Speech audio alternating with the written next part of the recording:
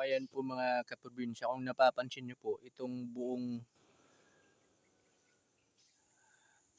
lugar po dito ay lahat po ito ay puno ng kalabasa nung nakaraan. Yung mga naunang video ko na pinakita ko po sa inyo. Actually may mga mangilan-ngilan pa pong nabubuhay na bahagi ng katawan ng kalabasa. Marami po kasing nagsasabi na pag ang kalabasa talaga ay nagtuloy-tuloy yung pag-ulan ay nalalanta po talaga siya, namamatay.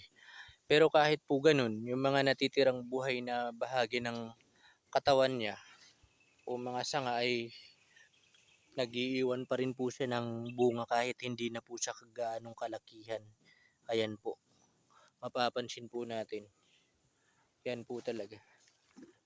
Nag-iwan pa rin po siya. Ito pa po dito, ayan. Ayan po.